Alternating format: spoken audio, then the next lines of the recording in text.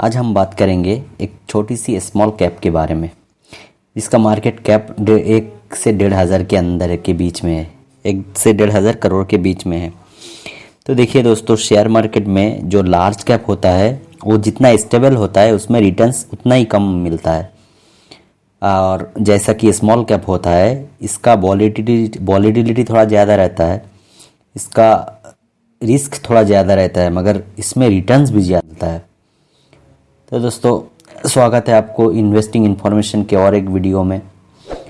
तो ये जो वीडियो है ये सिर्फ एजुकेशनल पर्पस के लिए है। अपना डिसीजन पहले अपना रिसर्च करके उसके बाद लीजिएगा कोई भी स्टॉक में। तो चलिए बात करते हैं। आज जो शेयर के बारे में बात करेंगे, इंडिया का लार्जेस्ट प्लाईवुड मैन्युफैक्चरिंग कंपनी है। इंडिया में दरअसल 2-3 बड़ा प्लाईवुड कंपनी है, उसमें से ये कंपनी जो है ना सेकेंड लार्जेस्ट में आता है। सबसे बड़ा जो कंपनी है उसके बारे में हम बात आज नहीं करेंगे।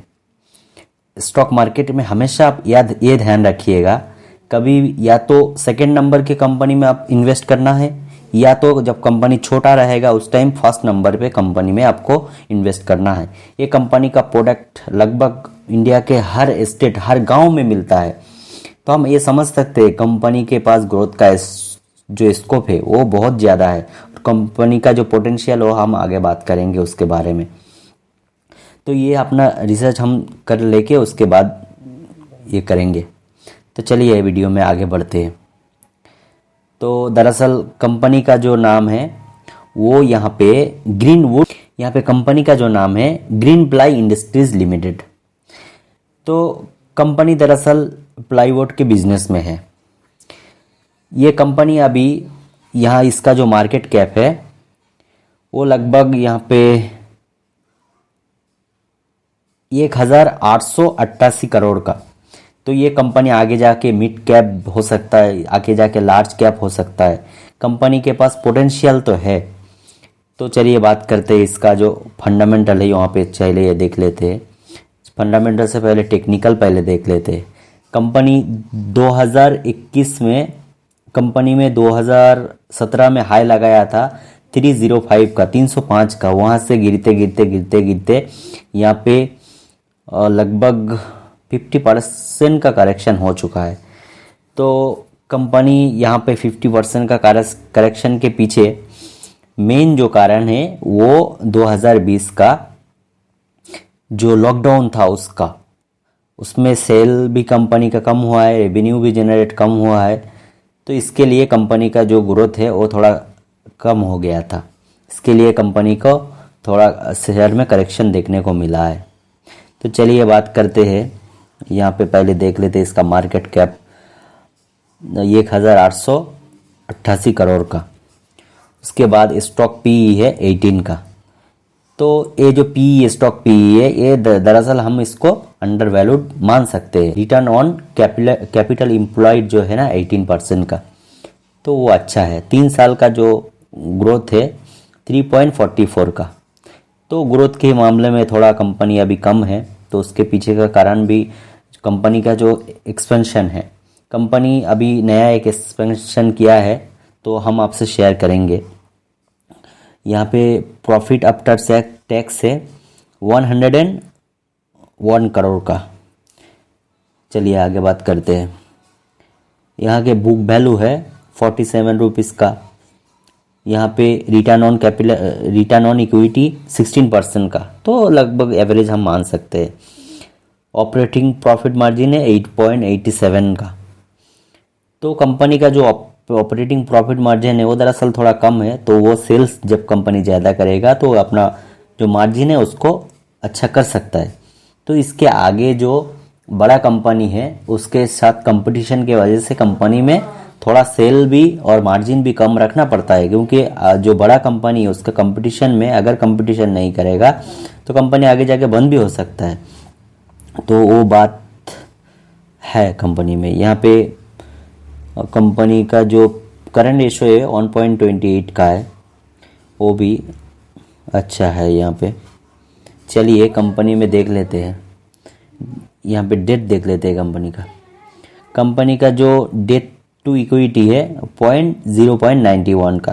तो लगभग कंपनी जो डेट है वो मैनेजेबल के अंदर ही है, तो हम ये मान के चल सकते हैं। तो चलिए आगे बात करते हैं। यहाँ पे पहले हम देख लेते हैं यहाँ पे टेक्निकल क्या कर रहा है। टेक्निकल में जो देखता हूँ यहाँ पे जो 200 DMA है, जो 200 डेमार्क है, कंपनी उसका थोड़ा नीचे चल रहा है।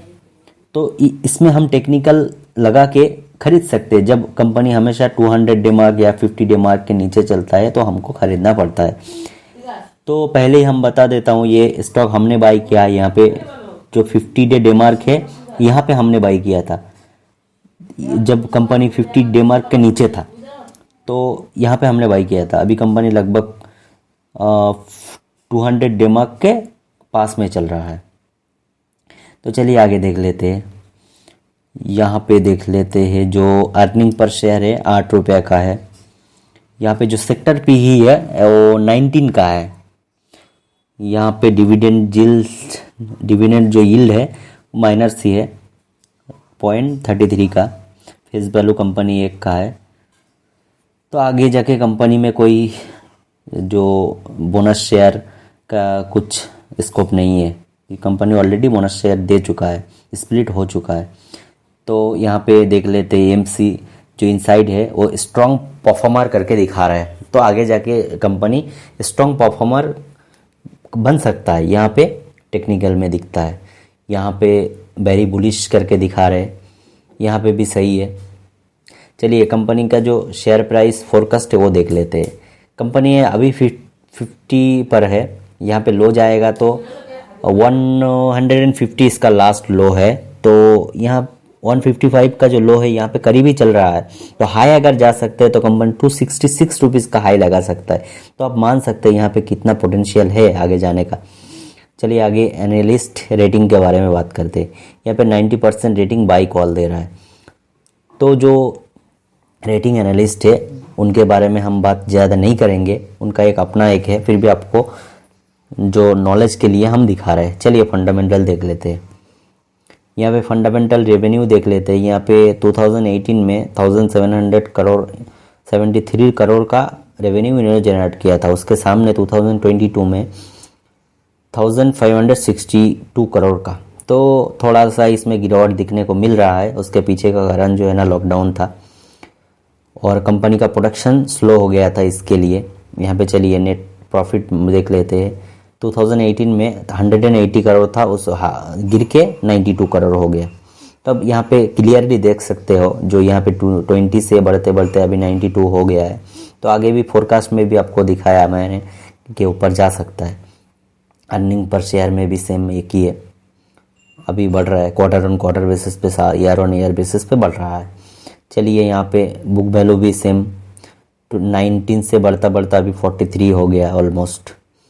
यहाँ पे चलिए देख लेते, रिटर्न ऑन इक्विटी भी हमने देख लिया।